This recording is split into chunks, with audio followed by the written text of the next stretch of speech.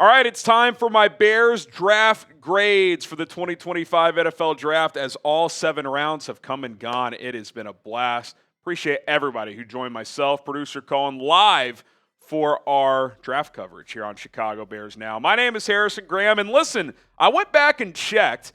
We picked up 273 subscribers on our draft grades last year. I think we got more in us. I think there are enough Bears fans out there that are going to watch this video that haven't subscribed to Top 273. If you want free and daily Bears content, just because the draft is over doesn't mean we're going anywhere. We have undrafted free agents to break down. Can we get more than 273 subscribers? Can we? Make it happen. Hit that subscribe button. We're 100% free. All right, Colston Loveland kicked things off on Thursday night. Mild surprise at the time, but I like the pick. I'll give it a B grade overall as I've got this awful itch on my nose. I initially gave it a B minus. I've elevated it to a B because I think he's going to be a big-time playmaker in this offense. He's gotten Travis Kelce comps as a receiving type of tight end, and Ben Johnson sees him in a Sam Laporta-lite. He himself, Colston Loveland, said he has studied Sam Laporta. Nico Collins is a route runner. Evan Ingram as well. He's only 21 years old, and he just turned 21 in early April. Like, this guy has a lot of room to grow, and if he hits, he's getting a second contract by the age of 25. So you could have this guy for almost a decade, and he's barely 30 years old. So the sky is the limit with him. I liked Tyler Warren a little bit more coming into this draft, but I also think it's fair to say there's a real chance he's closer to a finished product, and Colston Loveland has things he's better at than Tyler Warren. He separates more naturally. He's a softer hands catcher. I think he's a more natural overall tight end. He's a smooth player, better route runner. You could probably manufacture touches a little easier than Tyler Warren. I don't think you're going to have a wildcat package with Colston Loveland like you could have with Tyler Warren, but this is one of those picks where you got to trust Ben Johnson and his vision. He knows what offense looks like. He's been a tight end coach multiple times. That's kind of his background. That's where he comes from. So I like the pick a lot. Solid B for me. If you want to say they should have taken Michael Williams or Tyler Warren instead, I can hear that argument, but I'm not going to act like this was a bad pick. I think he's going to be a dangerous player in this offense for years to come, and I think he complements Cole Kmet really well. Okay, Luther Burton III, absolute BPA pick. No question about it. They said it last night. They were like, best player on our board. And Burton even said, I didn't talk to the Bears much in the pre-draft process. Why? Because the Bears picked at 10 and not again until 31. The Bears probably thought he would go in that, late teens to, late 20s range. They're like, we're not going to be able to get him. So they probably didn't spend a ton of time with him personally, but then he's sitting there at 39. They're like, what are we going to do? Not take this guy? I said the word smooth for Colston Loveland. Juice is the word I would use to describe Luther Burton. A grade. You can never get a bad grade if you go BPA regardless of position. This guy plays with an edge. He plays with juice. I think he's the best receiver in this draft after the catch with the ball in his hands. Not a great route runner. I'd say he's average to above average. He can improve in that area. Antoine Randall, one of the best receiver coaches in the league. If you watch the video when they called him, he was absolutely fired up to get Luther Burton. You get him in little Antoine Randall camp, and hopefully the route running improves. But he can block. He's rugged in that department. He breaks tackles. He's kind of a DJ Moore starter kit. He's not as thick, but 6 foot 206. He can also high point the football. Had a good contested catch rate as well. He had over 1,200 yards 2 seasons ago. Last year's numbers were down for whatever reason. Brady Cook didn't play as well at quarterback this year. That Missouri offense kind of got out of whack, but when you have 1,200 plus yards as a true sophomore, you're doing something right.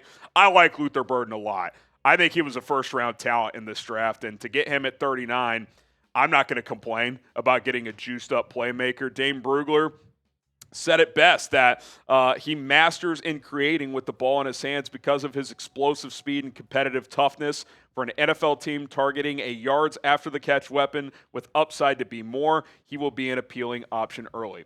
And I think what you're looking at here with what the Bears are going to create offensively, guys who can do different things. Colston Loveland, he's a smooth route runner that could separate. He's going to beat linebackers and safeties consistently.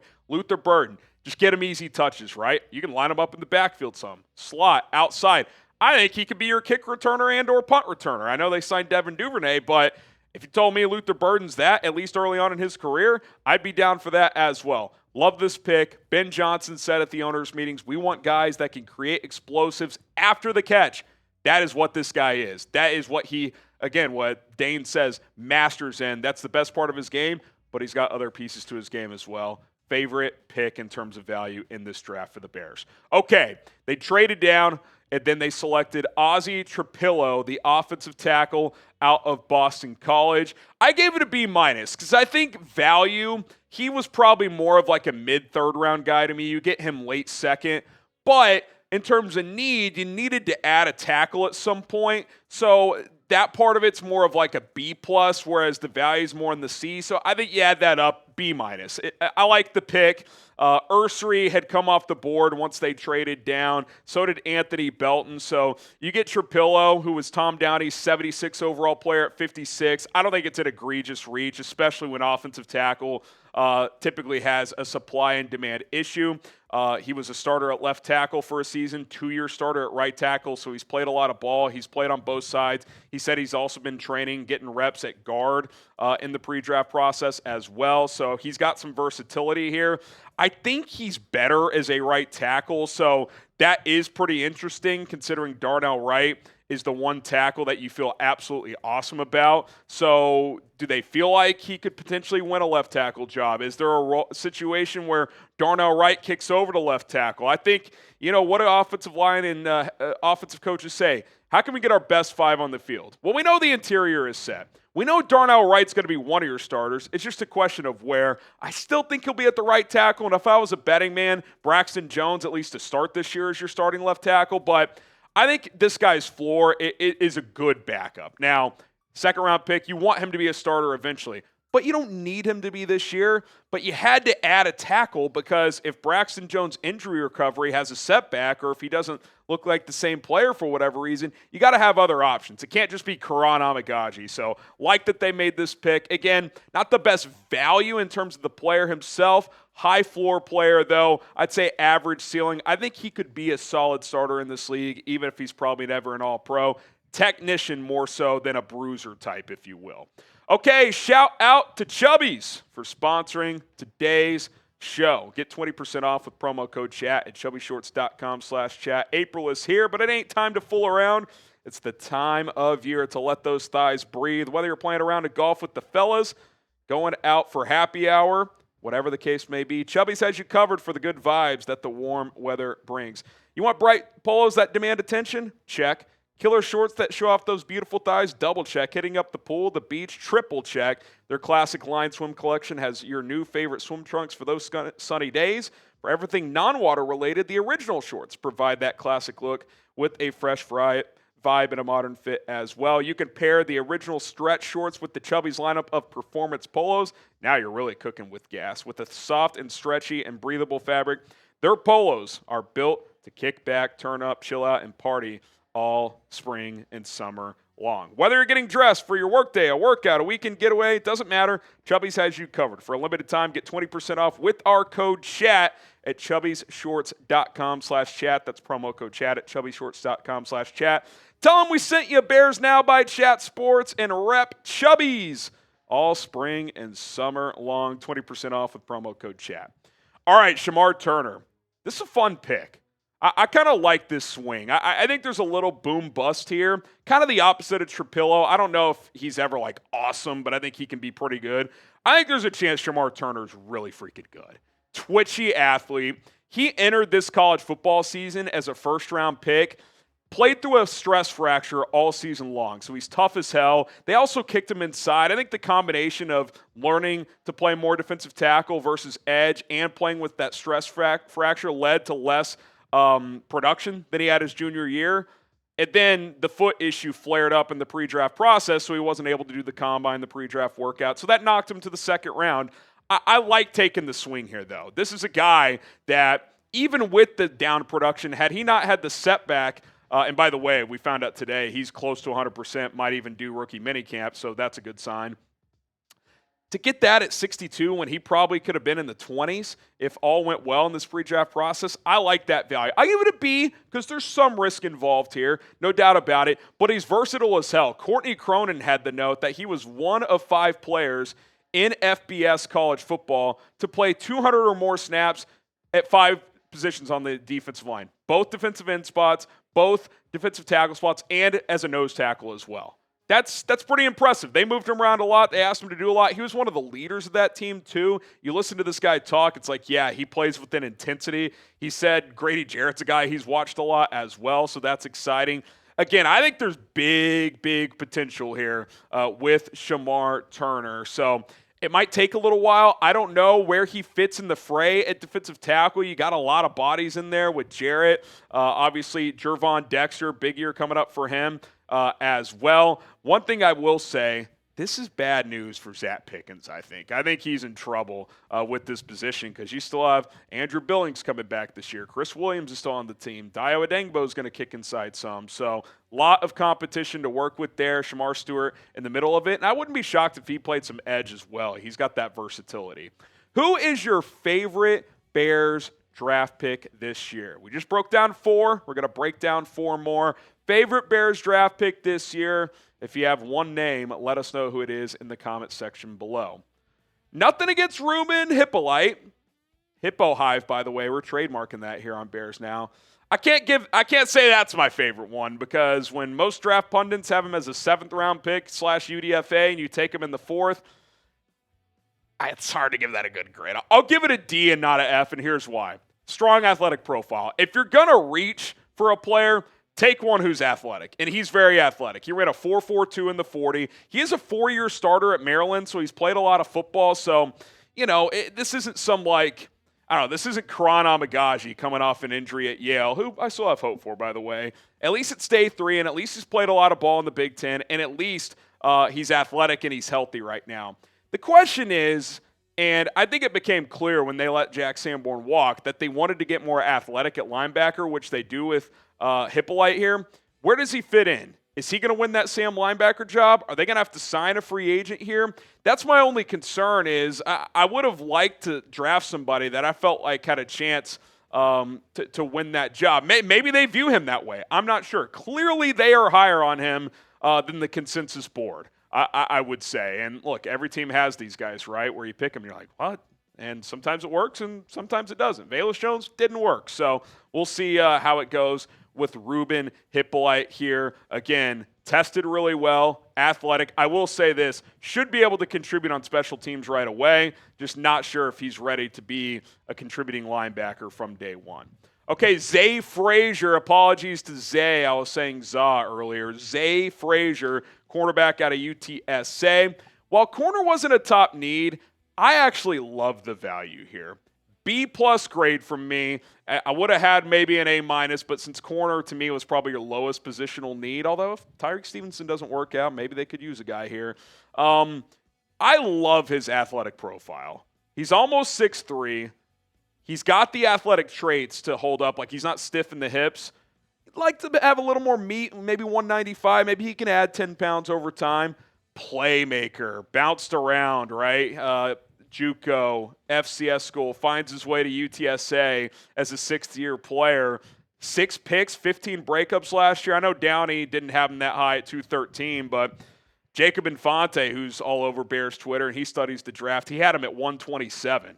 And I saw a lot of people have 4th, 5th-round grades on him. So you get him in kind of the latter part of round 5. You get a 6'3" corner who can run a 4.36 in the 40 and test out of the gym and has ball production. Like, it'd be one thing if he ran really well, but he had 2 pass breakups or something. Like, no, like this guy, between picks and breakups, touched the football 21 times last year. That's pretty damn impressive. So you get him in here.